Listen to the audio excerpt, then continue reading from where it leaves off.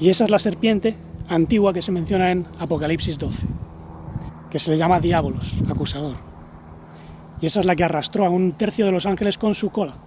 ¿Por qué? Porque su cola representa la genética caída, que tenían muchas especies, donde se encarnó parte de la inteligencia divina. No es solo la caída de Adán, hubo entidades que cayeron antes y que modificaron la genética. Entonces, Adán tenía como misión elevar. Se dice que Adán tenía una esposa, que era Lilith. Bueno, Lilith era su cuerpo. Las primeras criaturas donde surgió la conciencia adámica eran criaturas anfibianas, reptilianas.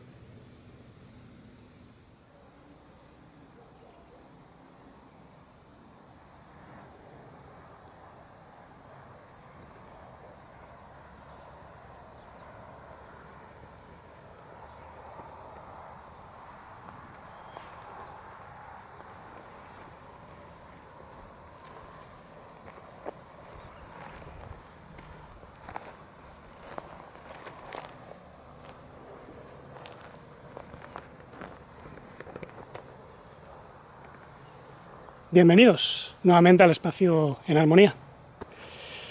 Volví a salir al monte ahora que ya viene la primavera, pues es un momento ideal para poder disfrutar del sonido de los insectos, la brisa.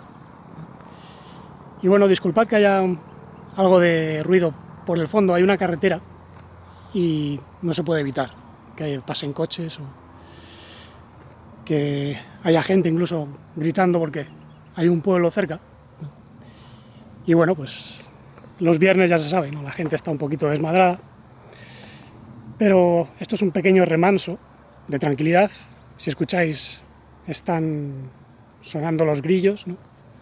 Ya están cantando, se aproxima la noche y como habéis podido comprobar, pues también suena muy bien el ney, la flauta de caña. Es un ney turco.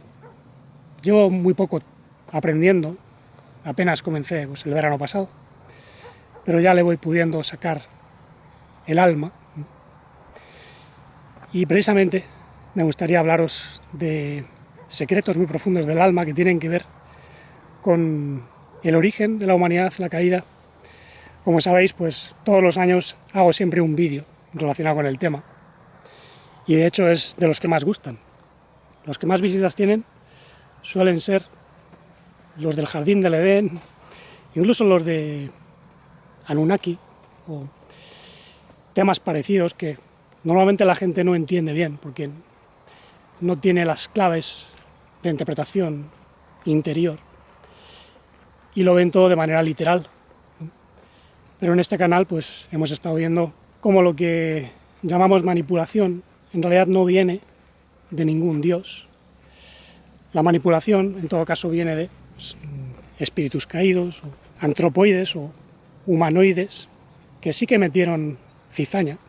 De hecho el maestro Ishu lo dice así, ¿no? En la parábola del sembrador pues, hubo un hombre enemigo que sembró cizaña en el huerto de Dios. Es el Jardín del Edén. Y esa cizaña eran especies que estaban alteradas genéticamente. Y por eso en el Génesis 2 se dice que había dos árboles en el Gan Edén, el árbol de las vidas y el árbol del conocimiento de lo bueno y lo deficiente. Ese árbol del conocimiento no es divino, es lo divino modificado, le falta la reconciliación, por tanto tiene una tendencia a atrapar almas y espíritus. Igual que este cuerpo de carne, pues es una expresión del árbol del conocimiento. Y en aquel entonces, el Jardín del Edén estaba habitado por especies. Y esas especies desarrollan una espiritualidad. Entonces, ¿qué ocurrió?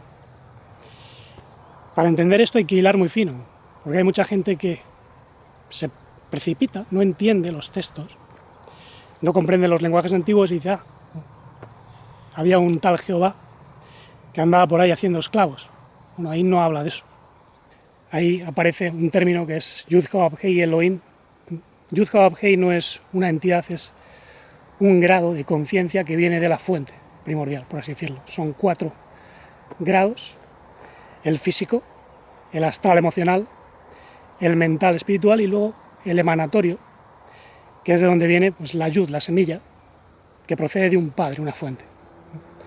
Y ese padre se siembra, incluso en mundos caídos. Eso es lo que ocurrió en aquel entonces, ¿no? Había una semilla que evidentemente pues, no estaba desarrollada. Había una semilla de conciencia y por eso se habla de que había un árbol de las vidas. Y si os vais al texto y lo leéis con detenimiento, veréis que todas las claves están ahí. Dice que en Eretz, la tierra más física, aunque en aquel entonces no era tan densa como hoy, pues surgía un vapor que venía de Eretz e irrigaba el plano de Adama. Lo suelen traducir como suelo o como terreno, pero Adama es el plano astral, que está conectado a este plano más físico. En aquel entonces, digamos que todo era más sutil, pero también había una relación de Eretz con Adama, igual que hoy. En Eretz, digamos que todo era más denso, y ahí había criaturas, pero dice que no había ningún Adam para cultivar y cuidar la tierra de Eretz y labrar Adama. Es decir, no había ningún ser lo suficientemente espiritual para poder elevar la manifestación caída, el mundo caído, porque ya venía de antes la caída. No es solo la caída de Adán, hubo entidades que cayeron antes y que modificaron la genética. Entonces, Adán tenía como misión elevar. Por eso se dice que Yud-Hod-Hei Elohim formó, no creó ni hizo, esos son verbos diferentes, formó. Es decir, astralmente se formó un Adán y le insufló el Nishmat Haim, que literalmente significa intelecto divino de vidas. Haim son vidas. Nishmat viene de Neshama, que tiene que ver con insuflar, con el soplo, pero también con la parte más mental del alma, ¿no? La Neshama es el alma mental, espiritual. Entonces, ese alma hizo un Nefesh Haya. Nefesh Haya es un alma que surgió evidentemente pues, en una criatura o en un conjunto de criaturas que evolutivamente ya estaban preparadas para poder desarrollar ese nivel de conciencia. ¿Veis la diferencia? Lo que hay es una genética que ha sido sembrada, evidentemente, y en esa genética comienza a surgir una conciencia que tiene la capacidad de transformar. ¿Qué es lo que ocurre? Que al formarse el alma adámica, también tiene dos impulsos contrarios. El impulso a la vida y el impulso a la muerte. El impulso a lo completo y el impulso a lo deficiente. Pero la orden que le da la conciencia es: come del árbol de la vida. Si fuese un dios malo o un arquitecto caído, no diría eso. Pero es un mito, es una alegoría. No está hablando literalmente, no hay nadie que le hable a Adán como puede hablar una persona a otra. Es una voz de conciencia. Y Yud-Heh-Vav-Heh Elohim representa las fuerzas de Yud-Heh-Vav-Heh, pero también cómo lo divino se manifiesta en la naturaleza. Y la naturaleza tiene aspectos caídos. Elohim, pues es todo el conjunto de los planetas, los soles, los astros, las inteligencias que hay dentro de los planetas. Todo esto que veis es parte de Elohim. Las plantas, mismamente los cuerpos humanos son parte de Elohim. Elohim son fuerzas, son inteligencias, pero que tienen que ser rectificadas. Cuando Elohim opera solo, se vuelve destructivo. Por eso tiene que estar con Yud-Heh-Vav-Heh, con la emanación.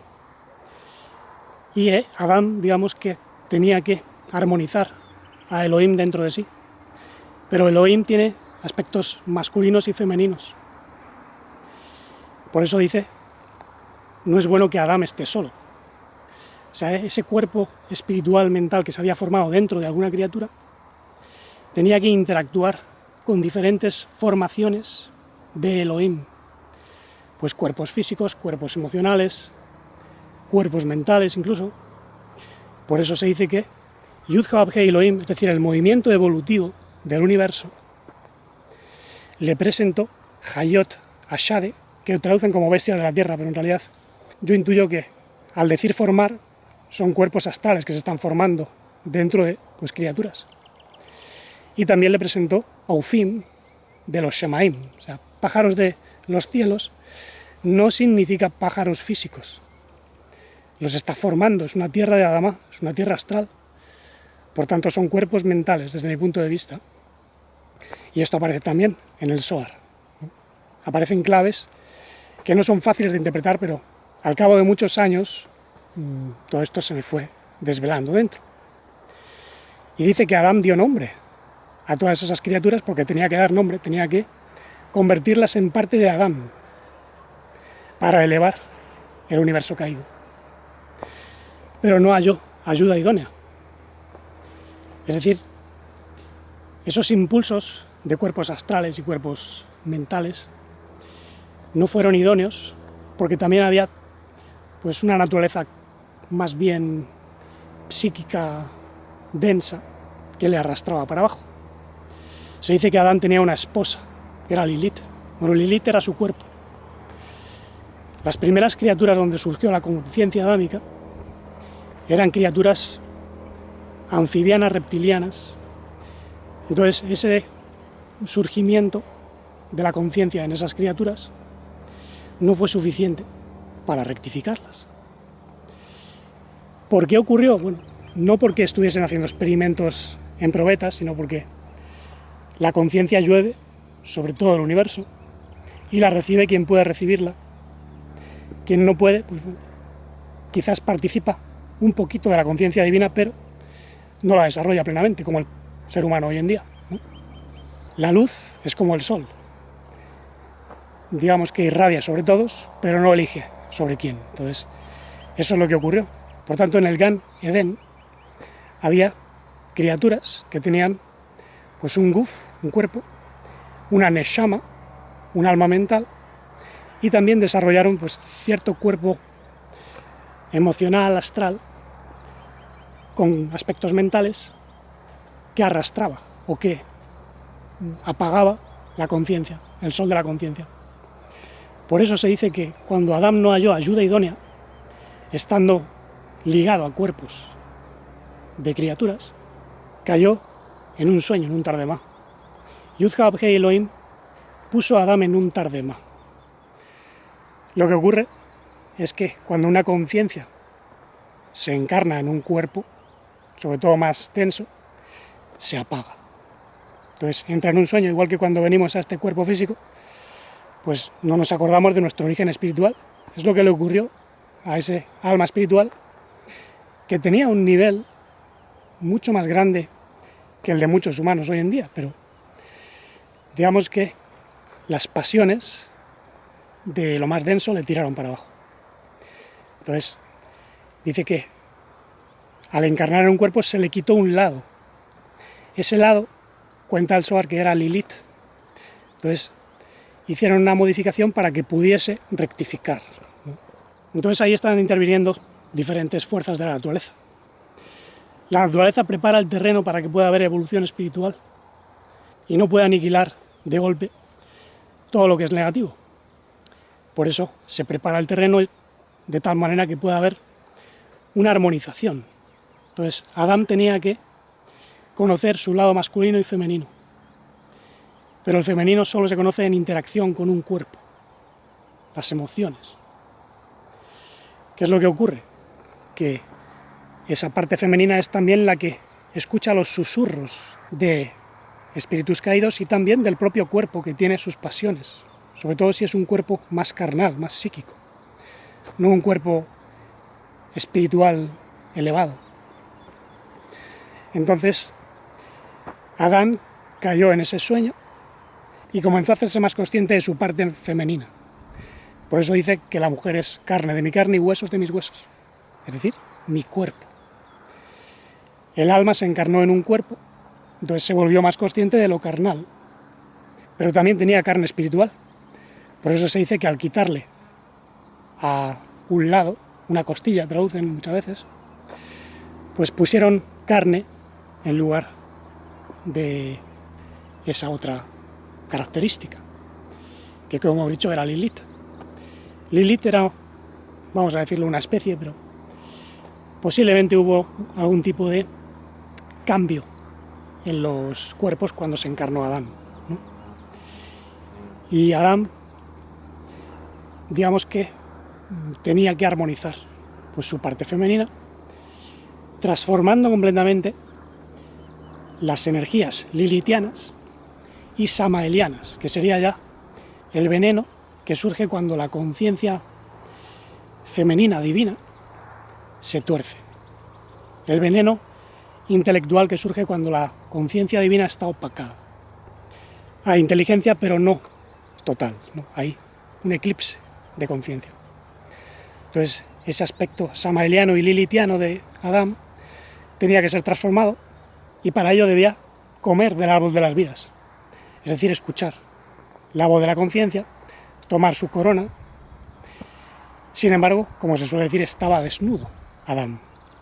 Hombre y mujer, que eran las dos partes de Adán, pues en su mente y su corporeidad emocional, o su espíritu y su alma, pues estaban desnudas porque ya no tenían acceso pleno a toda la sabiduría que antes les era más accesible. Ahora tenían pues un cuerpo que les limitaba y que tenía características reptilianas. De esto se habla incluso en el Haggadah, la tradición oral hebrea. Y hay historias antiguas de Sumeria y otros mitos donde también se expresa que había pues una humanidad medio animal, medio angélica. De hecho, en el Gan Eden, Adán tenía una parte angélica divina y una parte más bien animalesca, que es la que tenía sus propios impulsos y la que podía también estar conectada a un plano donde había espíritus destructivos, muchos de los cuales venían precisamente de la muerte de aquellas entidades. Cuando morían, sus cuerpos emocionales y espirituales, digamos que quedaban por ahí pululando, eran como los pájaros asesinos o las demonias de las mitologías antiguas, ¿no? Lilith era representada precisamente como un búho con garras, ¿no? Porque es la que caza en la noche. No se ve porque es un cuerpo emocional que había pertenecido a ciertas criaturas y que se pegaba a las especies adámicas. Se pegaba porque quería formar parte del tipo de naturaleza al cual había estado adherida. De esto se habla en el Zohar también, por cierto, no me lo estoy inventando, ¿eh?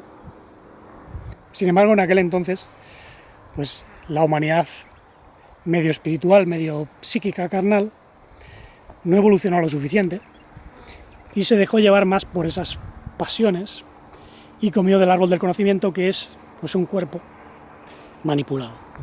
Y como dice la propia historia, pues fue precisamente la mente de la serpiente la que le indujo a Adán a comer del árbol del conocimiento de lo bueno y lo deficiente, que era precisamente lo que la conciencia le decía que no había que hacer. El árbol se podía tocar, uno se puede encarnar, pero otra cosa es comer del fruto. ¿Y quién puso ahí esa genética? Recordar que es un cuerpo con una genética que había sido puesta ahí por el hombre enemigo. Ese hombre enemigo no era un dios, era un tipo de ingeniero. Los ingenieros Anunnaki, por ejemplo, como Enlil. Enlil, en la mitología sumeria, es un violador y digamos que representa pues a lo que llaman la serpiente antigua, el acusador, y son ingenieros que evidentemente manipulan la genética. No los vamos a llamar ángeles caídos porque ni siquiera ya son ángeles como tal, aunque en la cábala hebrea sí que se le llama ángel de la muerte, ¿no? Pero claro, es un ángel o mensajero de impulsos torcidos. Y ese es el enemigo de Yud-Hah-Vah y Elohim, que son pues la unión del padre y la madre, o sea, aspectos masculinos, femeninos, de lo divino. Lo masculino pues es la semilla de conciencia, la voluntad, y la madre es la radiación de esa conciencia, con su amor, misericordia, el cuidado, el cariño, incluso la comprensión por medio del mundo manifiesto. Lo femenino es lo que se manifiesta. Entonces Adán tenía que comprender la interacción de lo manifiesto y lo inmanifiesto, el padre y la madre cósmicos. Y para eso tenía que elevar un mundo que había caído por la manipulación de ciertos seres, que menciona Salomón en Proverbios 9, Sofía, la sabiduría caída, que es la que tenía la serpiente, Ofis, pues construyó su propia casa, levantó sus 7 pilares, mató sus víctimas, puso su mesa de sacrificios, mezcló sus vinos, genéticas. Y esa es la serpiente antigua que se menciona en Apocalipsis 12, que se le llama Diabolos, acusador. Y esa es la que arrastró a un tercio de los ángeles con su cola. ¿Por qué? Porque su cola representa la genética caída, que tenían muchas especies, donde se encarnó parte de la inteligencia divina. Pero al ser arrastrada la inteligencia divina por la cola del dragón, pues muchos ángeles se convirtieron en luciféricos. Y esa es la diferencia entre la serpiente antigua, Lucifer, que es el término más cristiano, porque en realidad en hebreo es Helel ben Shahar. Helel ben Shahar es el brillante hijo de la aurora que se asocia a Venus. Hay incluso tradiciones antiguas que dicen que pues muchos ángeles venían de Venus, pasaron por Venus y de Venus se encarnaron en la Tierra. Esa es la postura, por ejemplo, de Rudolf Steiner, que interpretó los textos antiguos y tiene esa visión. No voy a entrar ahí, si venían de Venus, si venían de Marte, si venían de Saturno. En realidad venían de muchos planetas de este sistema solar. Y habían venido aquí como exiliados, porque ya habían modificado cosas en otros lugares, ¿no? Entonces aquí se permitió que conviviese la luz con la oscuridad, pero para que hubiese una rectificación, una elevación de conciencia. Lo que sucedió es que en aquel entonces, en el mundo más psíquico astral, pues se produjo una caída importante. Y aquellos primeros cuerpos adámicos fallecieron, esa humanidad desapareció, y después llegaron otras humanidades. Y luego ya cuando llegaron los hijos de Elohim, los hijos de los astros, que eran pues esas descendencias espirituales que tomaban cuerpo en la humanidad, cuerpos mentales encarnándose en la nueva humanidad, pues la humanidad, digamos, tomó otros cursos que condujo a la catástrofe del diluvio, a la Torre de Babel, la confusión de las lenguas. Y bueno, después de todo aquello surgieron otras humanidades que también tenían ese intelecto angélico, pero menos desarrollado. Es decir, fueron perdiendo más y más inteligencia, en la medida en que aquellas humanidades previas fueron desarrollando grandes civilizaciones y estas civilizaciones fueron destruidas. Hablamos de Lemuria, la Atlántida y muchas otras que se mencionan por otros nombres, ¿no? Pero esas son las más famosas, evidentemente. Entonces, la evolución humana tiene que comprenderse en ese contexto. Pero ya seguiré otro día porque esto tiene que meditarse. Así que muchas gracias por escuchar y sigamos armonizando el espíritu, el alma y el cuerpo, la mente, el corazón y los impulsos de pues, este vehículo para poder expresar el amor sin límites, la vida no fragmentada, no manipulada, la conciencia integral y la serenidad dichosa e infinita.